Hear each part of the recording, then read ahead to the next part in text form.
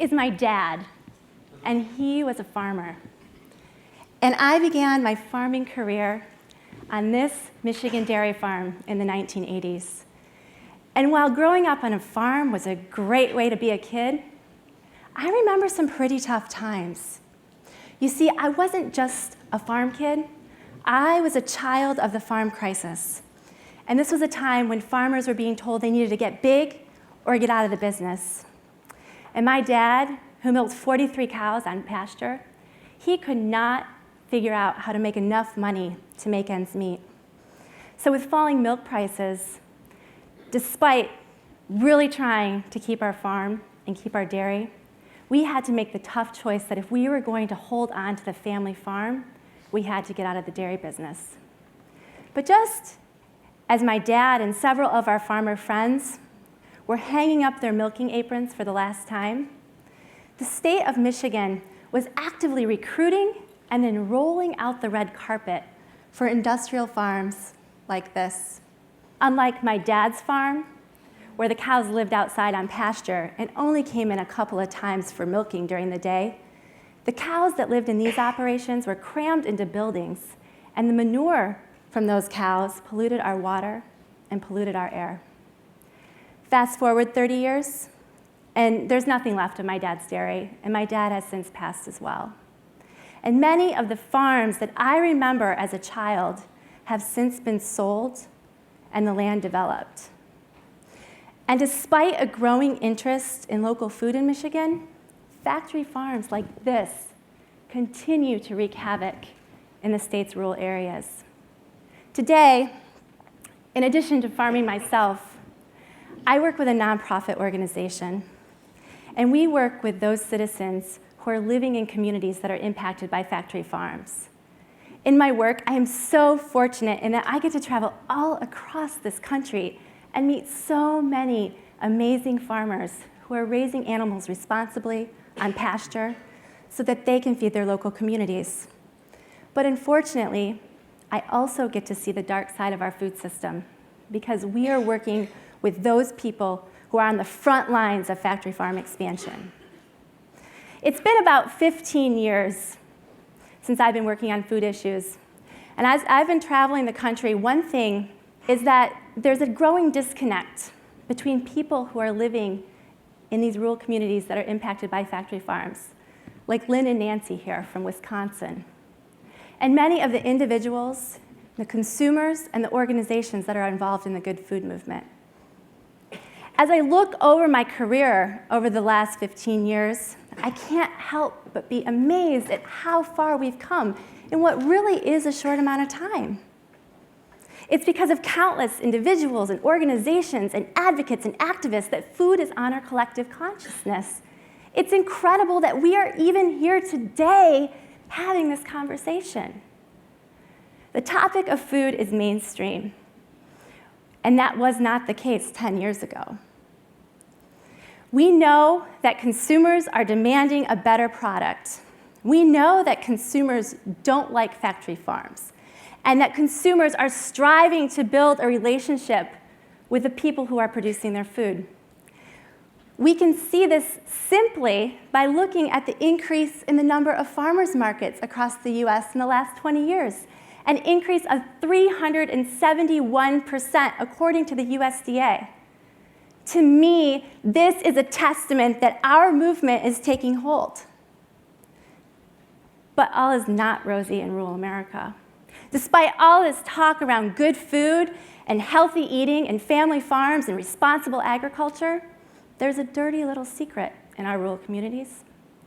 And that secret is that factory farms are growing at an unprecedented rate. Don't believe me? Well, all it takes is looking out the plane window the next time you have the opportunity to fly. All of those long buildings scattered across pretty much everywhere in our country are factory farms. And those big square ponds next to the buildings are not ponds. They're actually manure lagoons. And they're not lagoons, trust me. These are big pits. They're cesspools filled with decomposing, liquefied animal waste. These lagoons are the source of air pollution and water contamination and are increasingly contributing to antibiotic-resistant bacteria getting into our environment. But why does this matter? Well, it matters because despite this talk about good food and the growth of our food movement, people like my friends Terry and Scott, who live in rural America, they're from Missouri, they continue to be threatened by factory farms. And it means that the majority of the animals that we raise for food in our country continue to be treated as machines, spending their entire lives without ever feeling the sun on their back or the earth under their feet.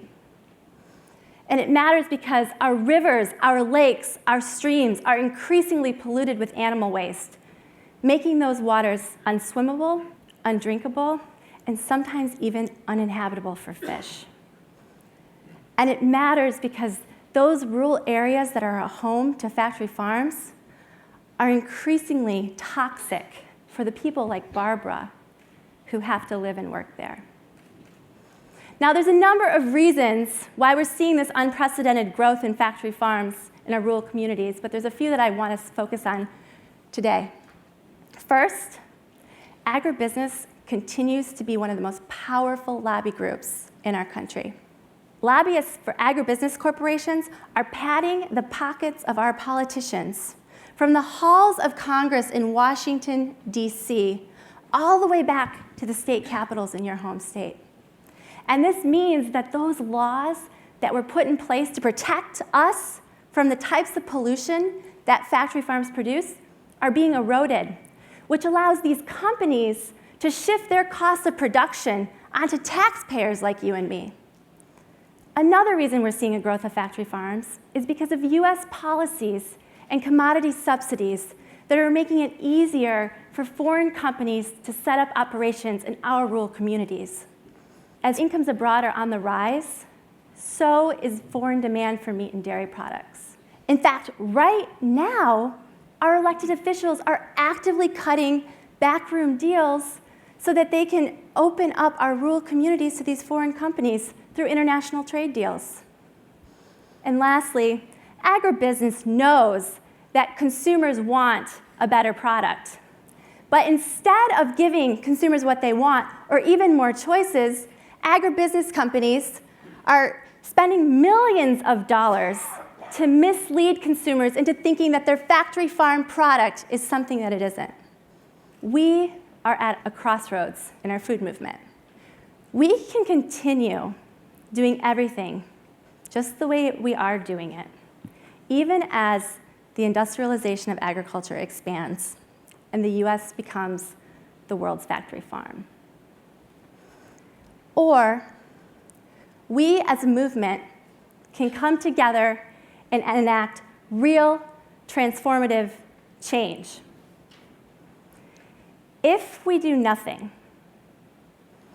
we are at risk of creating a two-tiered food system where only minor changes are made to our food system while the rest of the country is subject to producing artificially cheap meat. As somebody who farms animals on pasture, and as somebody who is directly impacted by the industrialization of American agriculture, this is what I'm proposing we do. First, for the organizations working on food issues, we've got to find some common ground. Our infighting over whether we're promoting ethical meat or no meat or simply bigger cages for confined animals is not helping. In fact, these divisions within our community are only giving the industry more power. Bigger cages or not, it really doesn't matter because as long as those animals are in factory farms, those factory farms are harming our rural communities and polluting our environment. And further, we have to remember that there's a common lesson in successful organizing. And that lesson is that those who are most impacted by an issue need to be the ones out in front on that issue proposing solutions for change. And that's why we need farmers. Farmers, we know how to raise animals ethically on pasture. Let's be honest, this industry has been hiding behind our image and justifying their practices as modern and science-based. But if we raised our dogs and cats the way that animals are raised in factory farms, it would be criminal.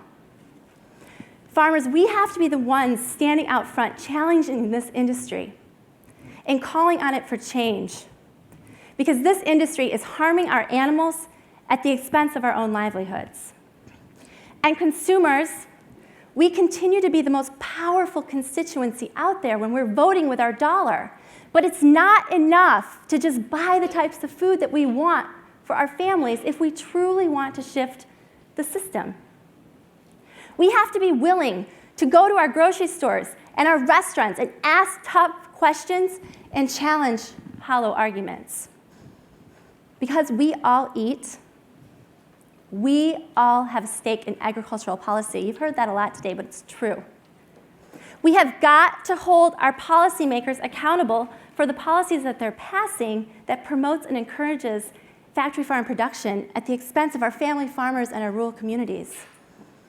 If we truly want to shift the food system, we all have to get more involved. It's going to take all of us working together and taking a collective stand against this industry and calling it what it is, which is a crime against nature and a crime against animals.